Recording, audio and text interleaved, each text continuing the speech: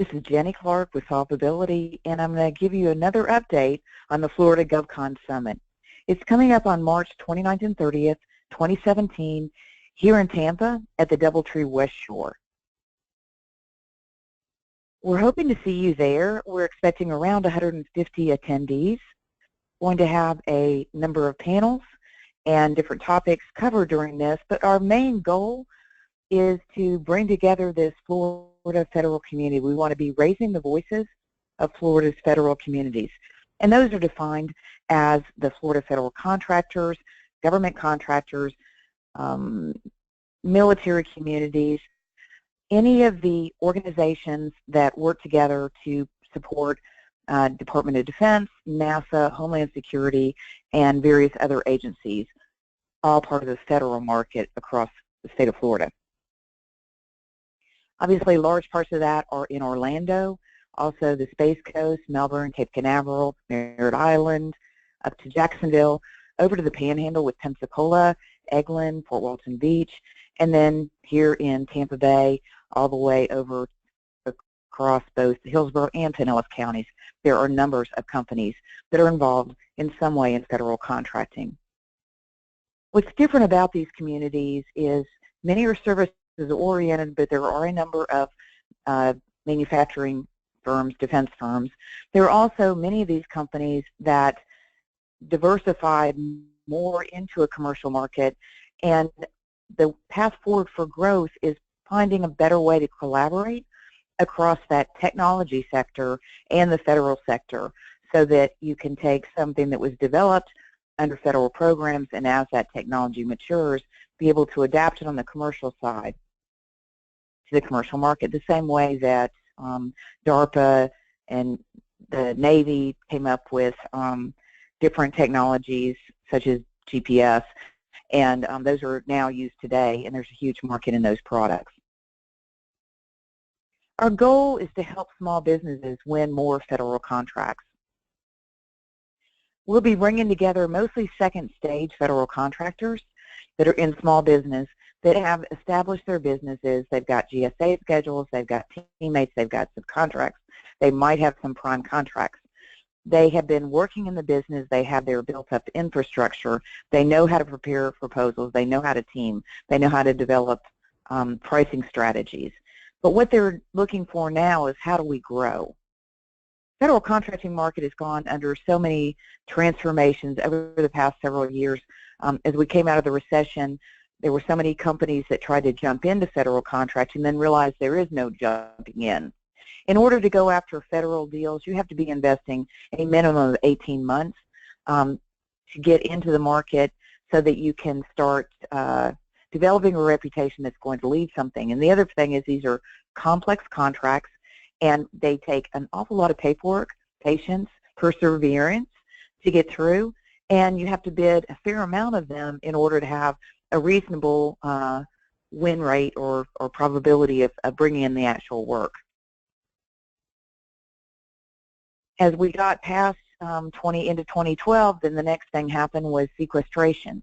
So there were small businesses that had survived the recession, and they might have been ready to go on, and then we ran into a lot of the uncertainty over funding and what would happen. So those, again, that have survived sequestration, periods of time where they had no particular knowledge of when things would be paid or whether work would be ongoing, whether they should go ahead and lay off parts of their workforce because the contracts weren't going to ramp back up. These were all big risks for the federal contracting market, and of course the small businesses had more impact of that than anything. As subcontractors, they were also the first to be cut. That's why you have subcontractors, staff augmentation activities, is that a large prime contractor will continue on its way, and the smaller companies that work will be brought back in-house and not subbed out, or some of the work will just be delayed or not performed. So we're here to help small businesses win more federal contracts, and our theme this year is teaming for the bigger federal deals. There are still contracts that are in the manageable range, the $3 to $5 million over a 3 to 5 year range. But so many of the major subcontracts contracts activity that's coming out of, say, SOCOM or PEO STRI or not TSD, those are all large, high-value contracts, and they're going to take combinations of teams in order to succeed in those. They are set up so that they can be created with a multiple award schedule, and then there will be task orders that come out that are competed, and you basically have, when you win the contract initially, you've just won the right to compete for task orders. But they're doing that to create groups of qualified teams that could execute different missions related to the task orders that are required by those federal agencies. So we'll be talking about teaming for the larger federal deals. A lot of that is going to be about, are you making connections? Are you, as a small business, walking up and saying, I'm a small business, give me a contract? Or are you going out to the marketplace, doing your homework, finding out what agencies are buying services in an area that you typically are considering to be your core competencies, what possible projects are coming up, what contracts are coming up, what are you hearing about industry briefings, where is the budget for that? Can you go identify and do the legwork to find out what the opportunities are, and then as you approach teammates, say, I found this opportunity, I have these capabilities, I need these 2 or 3 other capabilities, how can we develop a relationship to go after this together? When you do that, you're going to be able to take a similar approach when you identify these opportunities and you go to a major prime contractor that you've been developing a relationship with to get on a team, and you're no longer begging for work. You're bringing them a program that you've identified that you as a small business have a competency in, and that you're looking for team members or other people to back you as you move forward with this project. Teaming is so important. It's important because we cannot have extra people on our staff that might be used in the event that we had this need. In federal contracting, the whole point is what we call low overhead. You want to have most of the people in your organization, 85% or so, on actually working on government contracts. They would be billable people on government contracts, and a very small amount of corporate G&A, general administrative type expenses to run the company, to run your payroll, to do your billing, to run proposals, and really manage the corporation itself. You'll also have fairly low overhead, and overhead is the support for your technical workforce. The overhead typically is going to be low. It's going to be recruitment and training and software costs and anything that's specialized that supports your workforce. So as federal contracting market has gotten more competitive, the margins have gotten lower. We've been in an LPTA, lowest price technically acceptable environment for years.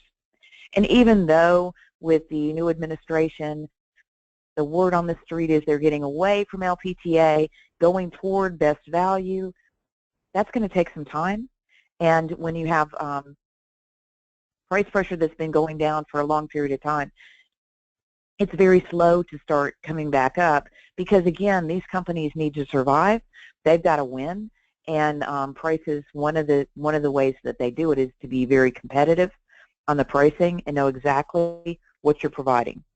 So teaming for the bigger federal deals is about bringing together people that you can work with on long-term programs, that you can pursue opportunities for similar type work at other agencies, and you've got to have a way to really work together to be teaming for the bigger federal deals.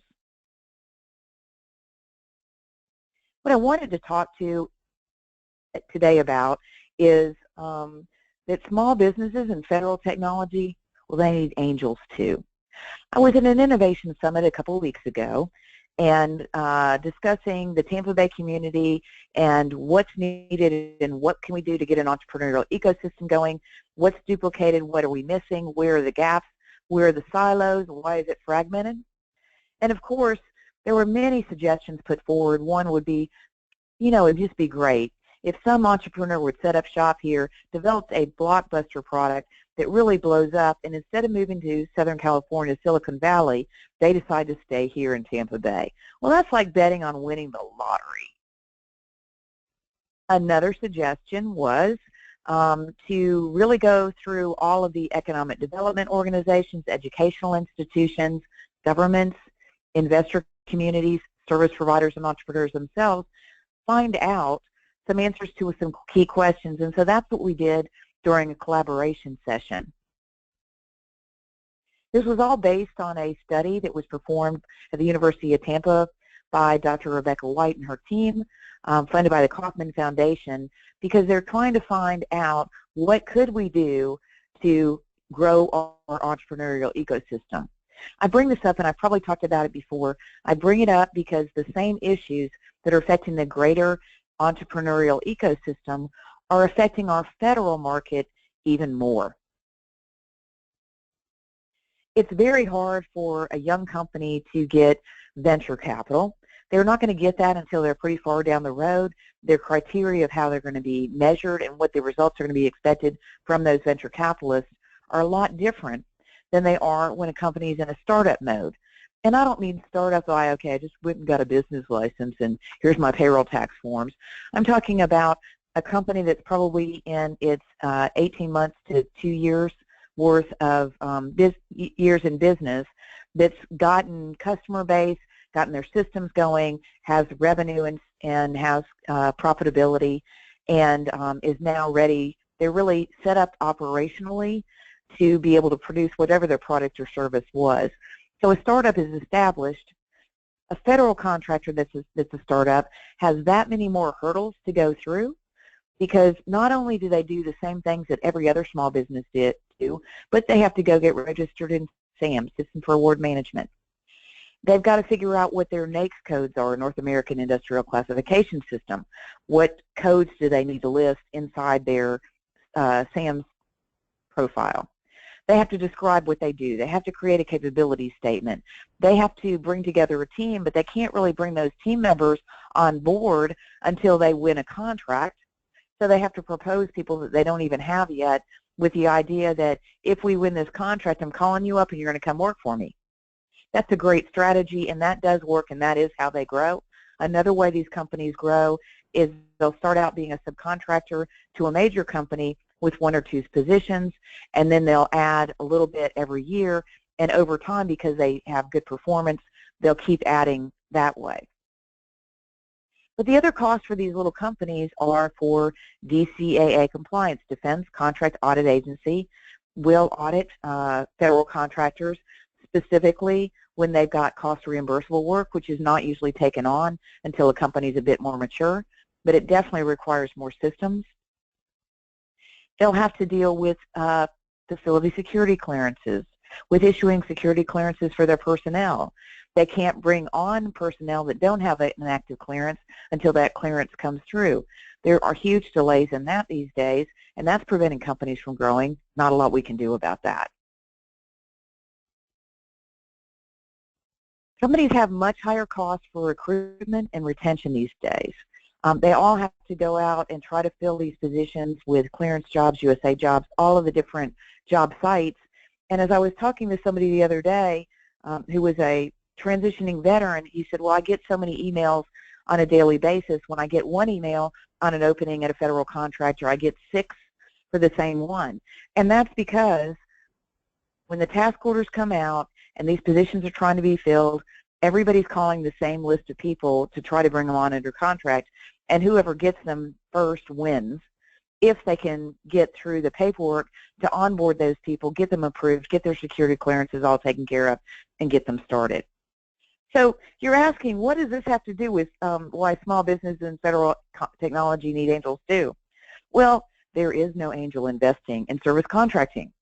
And the reason there isn't is there's not a huge return in federal contracting when you're just doing services. There's not a lot on the balance sheet to grab hold of. There's no inventory created. There's not collateral, really, in any particular sense, other than accounts receivable, which are your billings. So small businesses have to fund themselves up through that first 18 months to 2 years. They go through a growth phase where they're starting to ramp up, and they can keep adding, but until they can find a niche where they can develop some unique technology or some unique products or something that differentiates them from all of the other contractors that are providing IT services or engineering services, they're not going to really be able to have anything on which to grow and differentiate themselves other than their relationships with their agencies and their understanding with those customer needs. Those are translatable, but they're not marketable as far as an investor is concerned. There's no tangible products that can be seen out of that in general.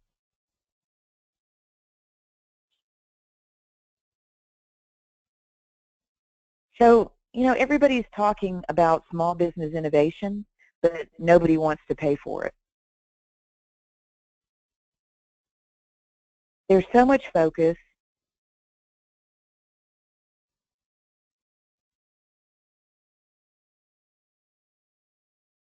on,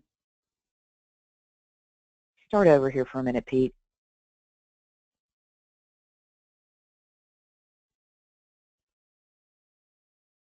Okay, I'm going to restart in 5. Small businesses and federal technology angels, too, they need a platform and a process for innovation in the federal market. These firms are on such tight margins, they don't really have room for experimentation and innovation. We've got to create a process and platforms for them to do that. Search for solutions is always requirements driven, and as we know, by the time the requirements have come out, the needs have changed. But everybody's looking for somebody else to spend the first dollar. I can't tell you how many times I've heard, okay, well, if you get that contract, call me, I'll be a sub. Well, who's putting their skin in the game on that one? The same thing is true in the innovation. Are we expecting these small businesses who are trying to grow and build their services up, are we also expecting them to go out there and spend their own garage money on developing these new products without having any particular way to bring that product forward to the market? Small businesses are really frustrated. There are limited mechanisms for them to move forward with these technology products. The ones that do exist, again, take a lot of time and discussion and work, and they take a kind of a regular bidding process to pursue. There's very high cost to pursuing these contracts. It used to be that you could bid a lot in a niche market and have fairly good chances of being able to be stable that way, and many companies still follow that methodology, but so many of the other ones are just saying, we just propose so we can make sure that we hit something. The cost of pursuing these contracts, the cost of bidding, the business development, the capture, the bid and proposal, very, very high. And then when the contract's about to be awarded and there's protest, there's all kinds of legal issues and delays, so you really can't plan forward on anything. So the financial and the strategic risks are very high. It's not just having the money put out there on submitting a bid that might be the winner and having to wait 3 to 6 months for that revenue to be able to come in. It's also that there's strategic risk in doing that, because when they bid in one area, they're giving up that time and resource that's going to prevent them from bidding in another area or developing in another area. So small business really needs a way that they can identify, how do I go after this? What do I go after? How do I do it efficiently? How do I do it with a method? And they're running a huge risk. The other thing is, some of the military products have a commercial counterpart that can be used and others don't. But I feel like one of the areas that has been identified for small businesses, and this has been identified mainly through the SoftWorks program and some of the programs that Hondo Gertz has been developing, are identifying applications that cross both military and commercial markets. And there's a fairly good list of those. So if small businesses and federal technologies want to go after that, the benefit to them is that they could develop a technology that would work both for a federal and for a commercial, and they could get some core technologies developed that they can carry forward to move forward in the marketplace. But we do have to understand that sometimes there's going to be a limited commercial product for some of the military products, because you can't export them, you can't just can't put them out on the street. They're not for retail use. The main programs that are available for this are the SBIR, Small Business Innovative Research, and STTR, something technology transfer. And one of the issues with both of those programs is you have to wait for the topics to be released. You'll go through the list of those topics. You'll determine which ones you want to respond to. You'll write a proposal and submit it. It goes through a competitive process. They decide which ones are good enough to fund and which ones aren't. So again, you're just shooting paperwork out, trying to get on something. There are certainly a large number of agencies that issue SBIRs. That program's been around for a long time. There have been changes in the program to allow some venture capital and other backing to come in behind or underneath the small business to support it, but there are also a lot of very important legal areas to be identified and very specific rules about how you team and with whom you team, including universities. So SBIR and STTR are out there, but SBIR has been around for quite a long time, and I do know a number of companies who basically built their business on a number of SBIR wins over a fairly long period of time. But what they don't tell you about the SBIR program, or you don't notice because you're young and naive, is that most of the SBIR programs are they're issued as cost-plus, cost reimbursable contracts because they're effectively R&D contracts. Because they're issued as cost-plus, they come under the allowable cost and payment clause, which means that the company is going to be required to submit an incurred cost submission at the end of their fiscal year.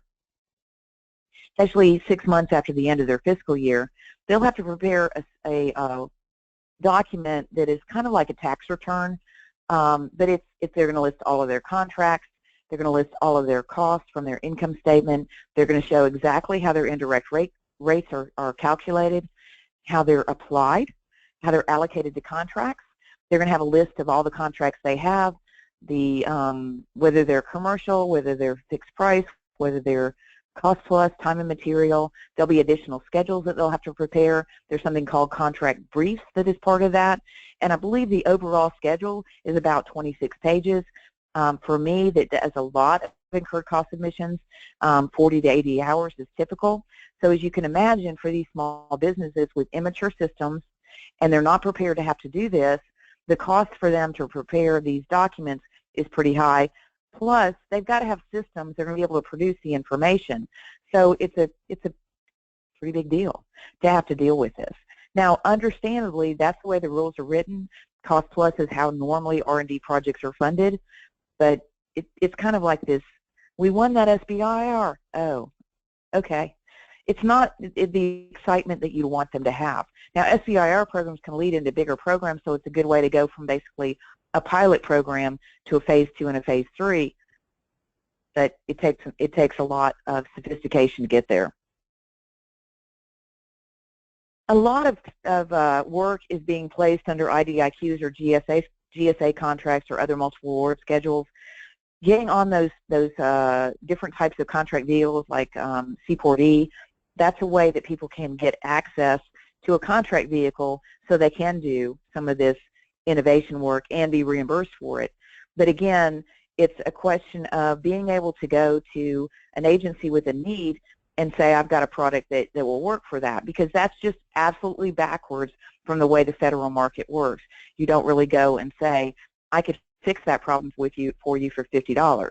You have to say, if you had a problem like this and I had a solution and the solution looks something like this, and then I might be able to get a little bit of information, but then I've got to go back and find some kind of proposal, some kind of submittal process to be able to work toward that solution. So it takes a lot of work.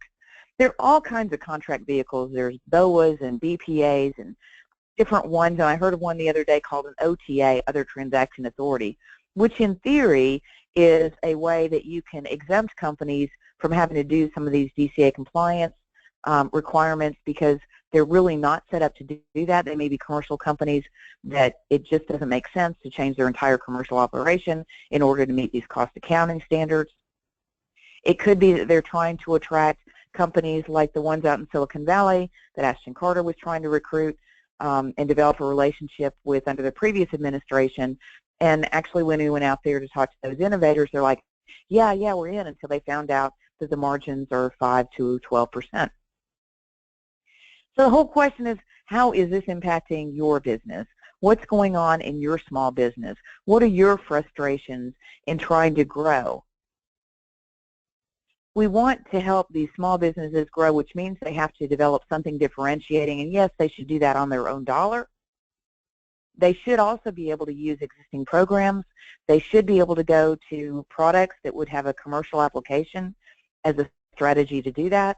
But right now, the way the federal market has been going, we're using up all the resource of these organizations in just meeting the compliance requirements and legal standards, which are all important, part of the competitive thing, part of fairness, but we're using an awful lot of resource to try to do that. And it seems like there should be some minimal level under which companies can move forward. Not sure what that's going to be, but those will be the types of discussions that will be happening at Florida GovCon Summit. Again, that's March 29th and 30th in Tampa. We've got a technology trends panel that we're planning on. We've got subject matter experts in machine intelligence. That's John Morrow with Morrow Consultants, who you may have known has been the entrepreneur in residence, University of South Florida at St. Pete. We're going to have John Lambert, who was on our panel also last year talking about unmanned vehicles. He's specifically going to talk about autonomous vehicles this year. We've got Jeff Young, who again was on our panel last year. He and I were talking today about collaboration and the programs that have been working in our community, and that's SoftWorks and OpenWorks, where they've created events, and I believe it's the first Thursday of every month. People that are innovators that want to find out about how they could participate. You don't have to be an inventor. I think they'd even let me sit on the team if I agree that I'm going to be taking notes and figuring out the math on the cost, can participate. And they're getting good participation from teams from all over. They're getting support from the user organizations that say, yes, this is exactly what I need. They're able to gather the inputs, the requirements directly from the users and say, well, what if we did it this way? How about if we did it this way? So we're looking at innovation in terms of how can I reduce the cost? How can I reduce the weight? How can I respond to the market needs right now? How can I go faster and prepare this? We're also going to have Michael Ferris, who you may know from Occam Technologies, Occam MD, and Abacode. He'll be talking about sensors. Sensors are a huge future for us. If you think about Internet of Things, this all ties into machine intelligence as well. And he'll be talking about some of the development work that has been going on in that sensor market. Also got Tim Pickens, who is a Huntsville rocket scientist. He had a company called Orion Propulsion that I worked with many years ago, sold that to another company called Dynetics, which is a large Huntsville firm with several thousand employees, decided to go back out, and he's now got a company called Pickens Innovations, and he is a hardware guy that's looking for solutions, and he's finding a lot of opportunities now in commercial space, having spent his entire career working in NASA and other programs like that. So he's got some great stories to tell about innovation and what he's found about how to get through on the commercial side, taking lessons learned from the from NASA and the aerospace industry. We're also going to have Sean Carey and Kevin Holt from HD Interactive. I had lunch with them today and talked about their project. They had a virtual reality ride that was at the Super Bowl outside at the NFL Experience, where the participants would sit, and this looks like something you would do at Disney or Universal. They were on the ground, and they had virtual reality glasses, and then the ride would shoot them all the way up at the top, and it would be like they were on Mars.